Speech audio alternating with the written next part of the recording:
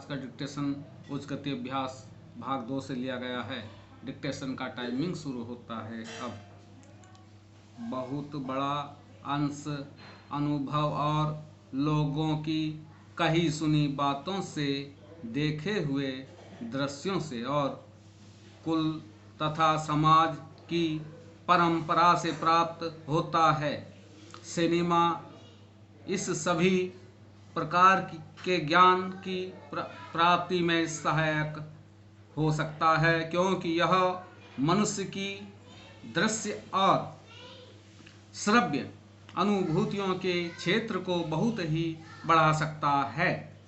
यह एक साधारण सी बात है जिसे सभी जानते हैं कि केवल सुनी सुनाई बात की अपेक्षा हम पर देखे हुए दृश्य का प्रभाव अधिक पड़ता है, और हम यदि सिनेमा द्वारा किसी चीज को देख लेते हैं तो उसका उतना फल तो नहीं होता जितना स्वयं आंखों द्वारा देखने से मिलता है।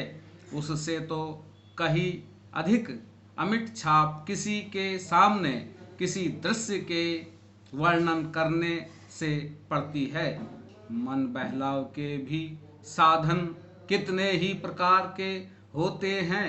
कुछ तो ऐसे हैं जो मन बहलाव के साथ साथ शिक्षाप्रद भी होते हैं, और इसके विपरीत बुरे संस्कारों का साधन बन जाते हैं। मैं स्वयं यह दावा नहीं कर सकता कि मैंने बहुत सी फिल्में देखी हैं।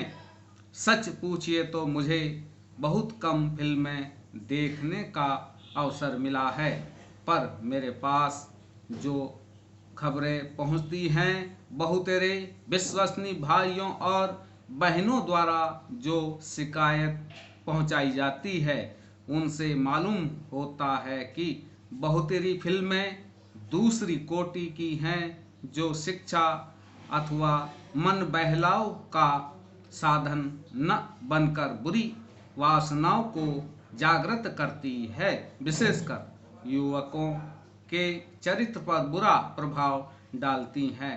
हो सकता है कि इस प्रकार की फिल्में अधिक लोकप्रिय होती हों, उनके द्वारा अधिक पैसे कमाए जा सकते हैं।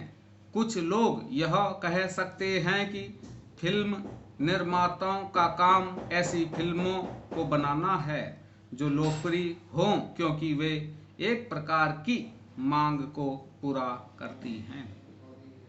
यह भी कहा जा सकता है कि फिल्मों का ध्येय मन बहलाव ही है। उसको तो तभी सफल मानना चाहिए जब फिल्में उन लोगों का मन बहला सके जिन लोगों के लिए बनाई गई हों।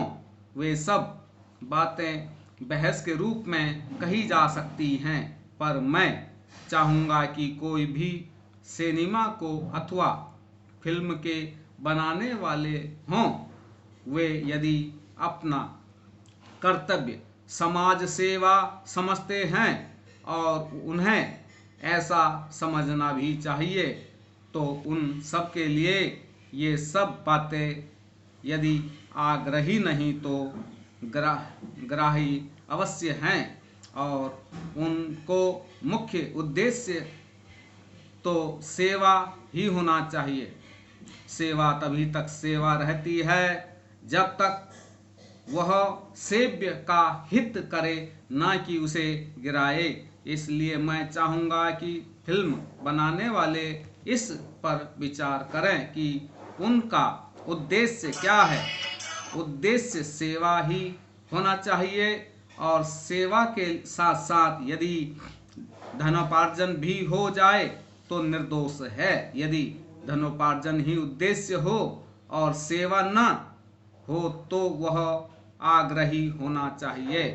यदि मनुष्य अपने स्वार्थवश कुछ पैसा कमा करता है तो उसके व्यक्तित्व लाभ के लिए तो ठीक हो, पर जिससे समाज को हानि पहुंचती हो तो उसे रोकना पड़ता है।